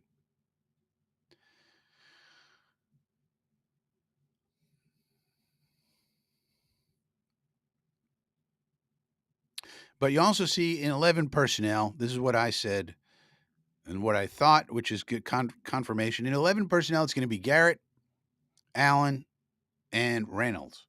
Reynolds is your Z. Well, you can mix them around, but Garrett will generally be the X. Josh will be the Z. And then Lazard will be in the slot. And you could use Lazard as your blocker. And then we're going to run out of 11 personnel. We're going to run out of 11 personnel, use Lazard as a blocker. We're going to pass out of 12 personnel, use Ruckert as the blocker and Taylor as the pass catcher, and sometimes Stone Smart can do that as well. That's what we're going to do. I can see it clear as day. And then Beck is going to be the sniffer. When we need even more beef, we're going to go with Beck for more blocking. Block, block, block. Block somebody, football company. But I mean, look at this. I mean, why is anybody comfortable with this as our front people? I mean, it's so weak. We need Zadarius Smith here so badly. This is a big problem. Thinking that Rashad Weaver is something. This guy has been practice squad level, like released from the NFL level the last few years. Why is he a second string defensive end on this team? I don't get it. Why? I just don't get it. Well, let's check out their exact number. I don't think it's 35. I think it's like 29.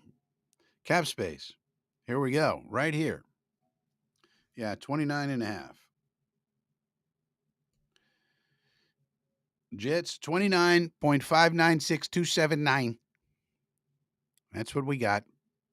But we're top 10. Look at the Patriots, by the way. That's why every player that comes available, the Patriots are going to be the Patriots are going to be in on him. We got $60 million. 1, 2, 3, 4, 5, 6, 7, 8, 9, 10, 11. We're number 11 in the league. We got plenty of cap space. And we don't want to spend it. I mean, look at these teams. The Bills are in trouble. The Dolphins don't have that much money now. These teams can, of course, convert contracts and get more money at any point in time, but we don't even have to do that. We got plenty of space. 29.596279.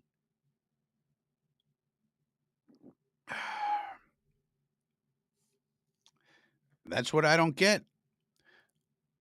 I don't get it. I just don't get it. Yeah, I mean, You want to sell me that, okay, these guys are going to play the sacrificial lamb role in this defense in terms of a zero tech nose tackle. And we just need somebody to hold down the fort there. And they don't need to be particularly skilled necessarily, some of these dudes. Okay, for DL. But what's the point about what's the excuse for edge? I mean, these players stink. Rashad Weaver stinks, and he's a second team player here. Second string, according to this. I mean, according to this, Braden McGregor is getting released. Cut. Eric Watts is ahead of him. Now, Watts, I could see making the team, and if Watts was your defensive, it was your edge 5. Okay, yeah. But I just don't understand Rashad Weaver. I really don't. This guy was practice squad level the last few years on a bunch of teams. He bounced around. He was almost out of the league. And we got him as a second team player on our 53 man? No. What are we doing? Give Za'Darius $10 million. Who cares? Fuck. Really want to see Rashad Weaver trying to rush against Deion Dawkins? Good luck. Good luck. Hank G is here. Well, I hope not, JoJo. We'll have to see. If they think they could turn now, if they turn Rashad Weaver into something, all right, I guess they can really coach. But usually coaches can't take a pile of shit and make it into something good. Right now, Rashad Weaver is just a big pile of shit. He was, I mean, if we wanted to have him on the practice squad, okay, fine. But he's going to play, according to this, if this stays the same, he's going to get playing time. He's going to get snaps. We're going to see him trying to rush people.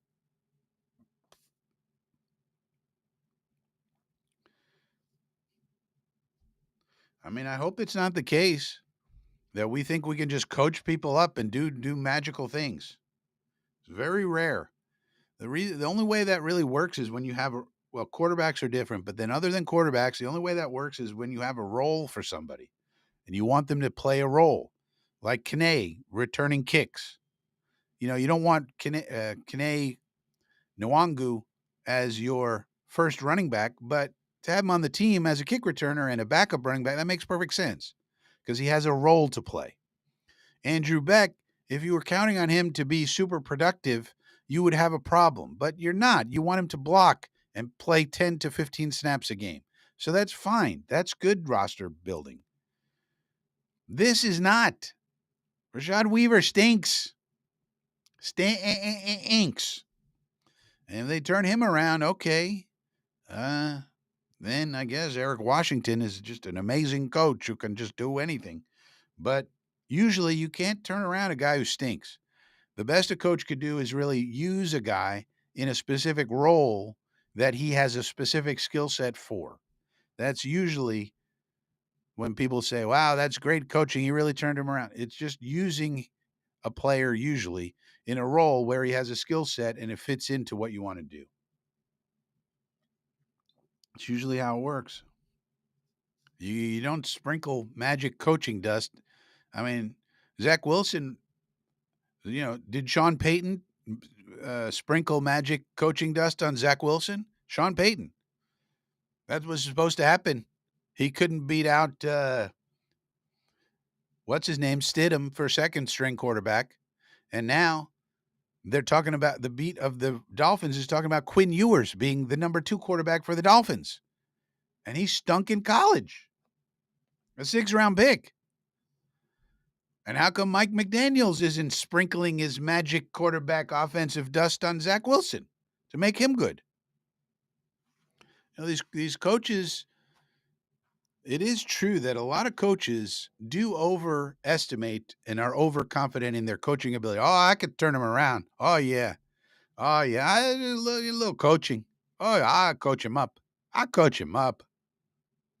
Really? How come Sean Payton didn't coach up Zach Wilson? What happened there? Oh, Jim Harbaugh turned around Trey Lance because he threw some touchdowns against, some UPS delivery men in the Hall of Fame game. Oh, look at Jimmy Harbaugh. He could turn around to anybody. Oh, Kyle Shanahan's an idiot because he couldn't get Trey Lance to stop having injuries. Oh, what? These people with this coaching stuff is crazy.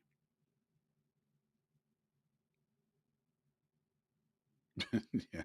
We're gonna we're gonna we're gonna you know we're gonna give him the old malocchio. Anybody know what the malocchio is? We're gonna give him the malocchio, the old Italian evil eye. We're gonna give them the malocchio, and then they're going to fumble the football immediately without us even touching them. they're just they're just gonna fumble it like last year with Sam Darnold and Aaron Jones or whoever that running back was. They're just going to fumble it on their own, and then it's going to be picked up by Quincy Williams, one of the fastest linebackers in the league, and he's going to get tackled by his shoestring because Sam Darnold touched his shoestring with his pinky, and he can't run into the end zone. Ugh!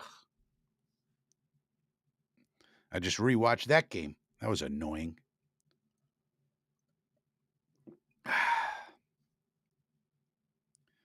Yeah, Clowney's available. Zadarius Smith is available. Jadavian Clowney is available. All these people are available. But we don't want to sign him because we got Rashad Weaver. Come on, man.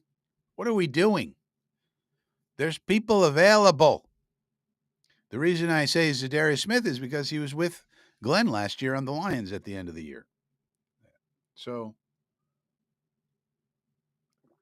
I don't get it. His defense is lacking. It's lacking.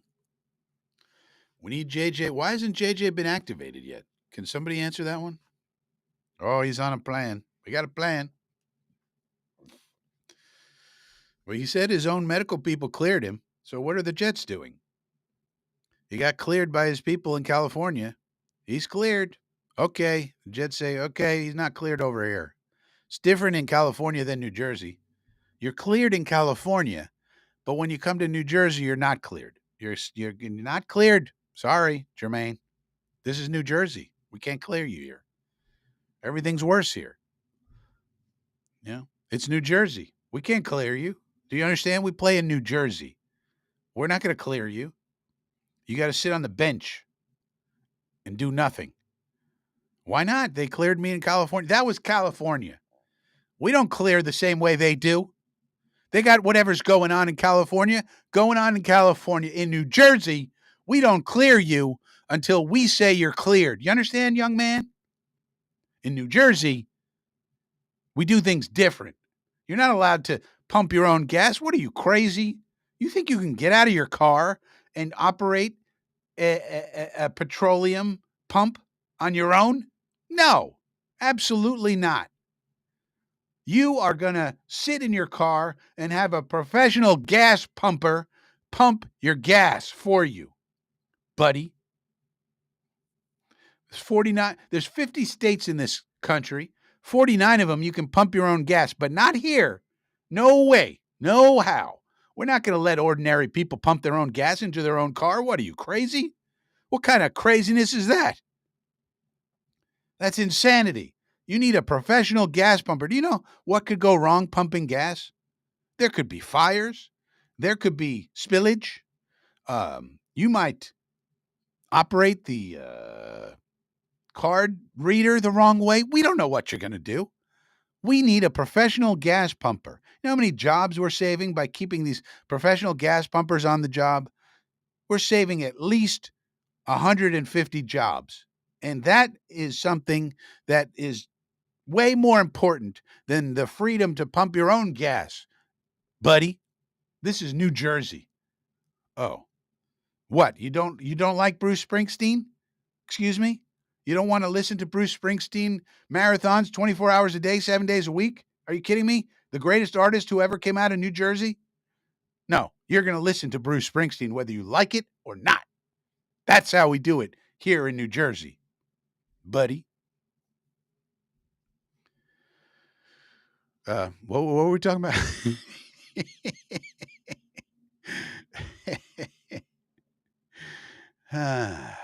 Harlan says, Jets tried to get Clowney. Yeah.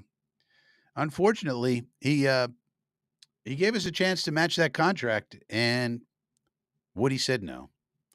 JD really wanted him. He got a 2-year deal from the Panthers, 20 mil. He gave us an opportunity to beat it, but Woody said no. So it was really Woody turning down. He didn't want to give him 2-year better than a 2-year 20 million. So that's unfortunate. But he wanted to be here. But he got a nice offer from the Panthers. You can't blame him. Big Al Woods, yeah, or somebody like that. Sluggo says his warden has cleared him. Well, yeah, but not in New Jersey. So, yeah, so this is the defense, and it still worries me. Now, that being said, maybe they'll play well. I don't, hey. But there's people out there that could improve this roster very easily. We have the money, and it's just weird. Now, if they play well, then hey, we got coaches. I mean, if this unit can stop the run, hey, boy, we got some coaches. Now, I'm not worried about our pass defense. Our defensive backfield seems to be fantastic and doing very well in the practices and everything else. But what I'm worried about is stopping the run. So we'll have to see how we play it. Maybe these are the guys that we need. But as of right now, I'm a little underwhelmed. And when you look at this roster, I mean, it's just clear as day. Rashad Weaver as a second teamer, that is troubling. Now, when JJ comes back, Rashad Weaver should move back to third, and maybe Eric Watts moves up here, and then it's looks a little better. Third team defensive end is either going to be inactive or cut or P squad. I mean, really, Rashad Weaver belongs on the P squad. That's where he belongs. Um, but it doesn't seem like any of these other people are going to make much of a like Phil Mathis. I guess probably is not progressing. These now Peyton Page, they've had some good things to say about Peyton Page. He's made some impressions in camp, so I guess he's got a shot. But Jamarcus Weston, could he do something? I don't know. So that's the unofficial depth chart, ladies and gentlemen. There you go. Unofficial depth chart. It's unofficial, but it's here, so we looked at it. Let's see if there's any breaking news of any interest to anybody. Late breaking news on Coffee with Frankie show on a Sunday.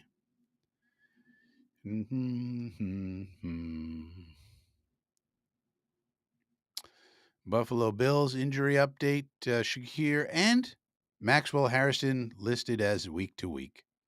So fairly significant injuries for Khalil Shakir and Maxwell Hairston, their first round pick cornerback, both week to week, it says. Shakir has a high ankle sprain. McDermott, he's dealt with one before. He's extremely tough. It's going to take some time, he said. As for Hairston, the rookie avoided a serious knee injury last week, but will still miss time. So, knee injury for Hairston, it's going to take some time. He's week to week. So, when the coach says week to week, that's pretty vague. But this is the list of players who also missed Sunday's practice. Offensive lineman Alec Anderson, offensive lineman Cedric Van Pran Granger, safety Cole Bishop, Maxwell Harrison, linebacker Dorian Williams, wide receiver Curtis Samuel, wide receiver Caden Prather, linebacker Shaq Thompson, kicker Tyler Bass. This is a lot of people. Safety Taylor Rapp, wide receiver Joshua Palmer. I wish we signed him. Fullback Reggie Gilliam, and linebacker, they have a lot of injuries. Linebacker Terrell Bernard and right tackle Spencer Brown will be limited. So the Bills with some injury issues early in camp, but doesn't seem like anything too serious for the season. But something to keep an eye on as they are our week two opponents. So got to keep them in mind for that.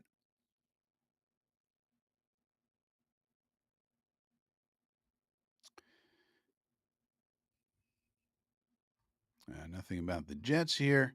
Nationally with the NFL, doesn't look like anything new either.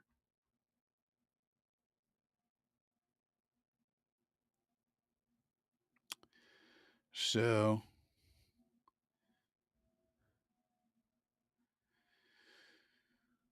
there we go. That's the latest. Sluggo says we're gonna struggle with teams who are good against the run. Question is, can Fields win through the air? Yeah. Well, that's what we're gonna find out, and it'll be interesting to see if we can run against heavy boxes. If you can get 4 or 5 yards against a heavy box, you're in real good shape. Of course, they're going to load the box against us. That's going to be obvious. Everybody knows what's going to happen. We want to run the ball. They want to stop the run. They're going to load the box. Can we run against a loaded box and still be successful? That would be fantastic. And then if you can do that, they try to load the box more. Then you got to throw it over their heads. And then how many times can Fields win? Those reps. And that's what we're going to find out all season. What did we pay that stiff Reddick? I don't know. He's not on our team anymore. Ganja. They must have hired the old Jets medical team. Yeah, football injuries are random, Phil. Sometimes you have a great year. For a long time, the Bills had like 2 or 3 years where they had very few injuries. But now it seems like they're getting hit. It's just random. Some years you get hit bad. Some years you don't. It has nothing to do with the medical staff. The medical staffs basically treat all the injuries the same. These are doctors. They have all the same training. It's not like any doctor does like crazy innovative stuff. Doctors don't do anything innovative. If anything, doctors are very, very conservative. For understandable reasons. If you do something innovative and it doesn't work, you're going to get sued out of your life. You're going to be sued into oblivion. So you can't really. So they're all pretty much the same.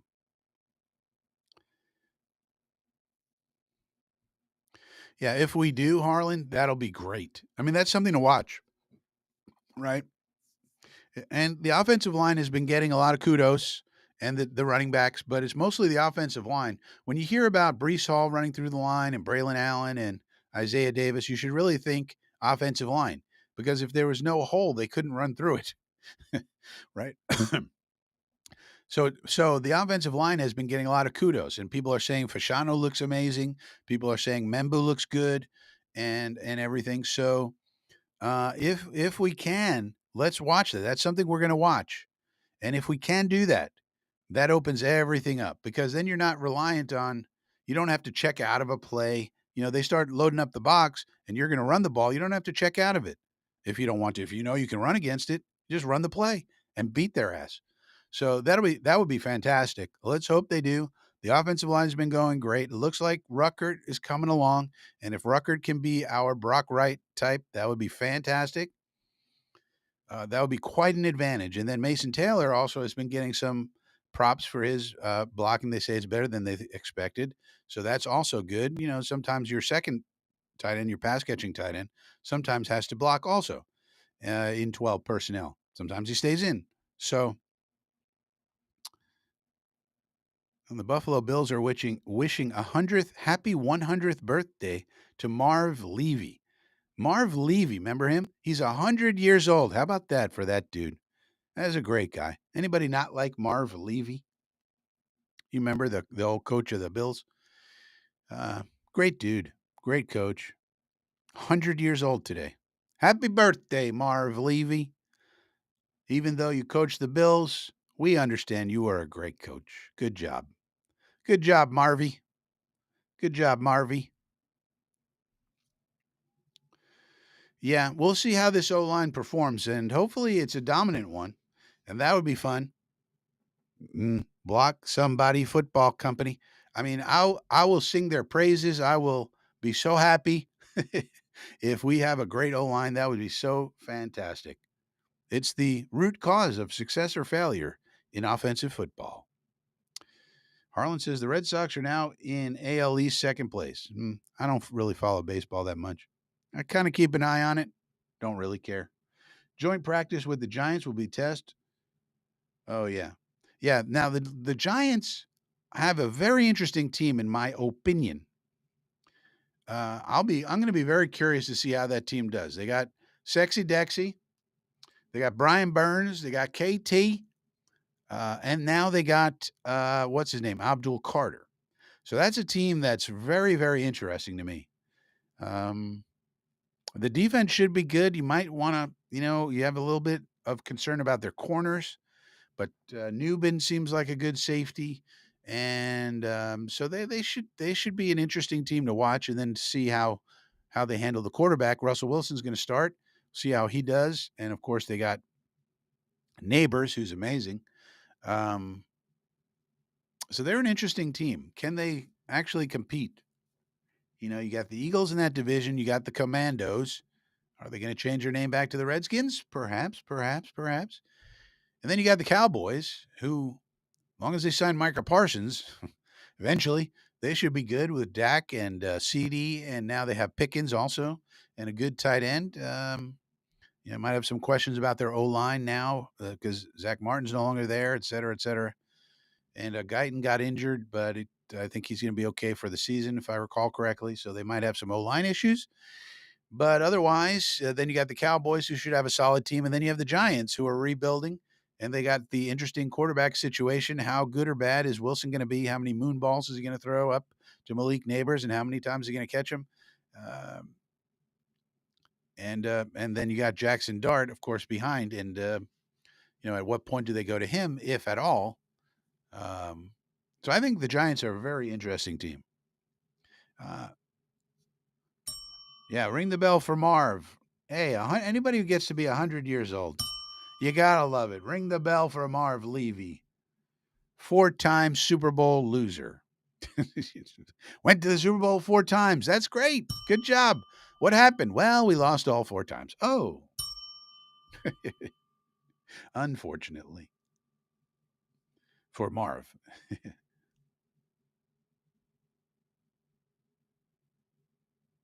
Mm. I disagree with this one, Sluggo. I don't think we need a new dance move.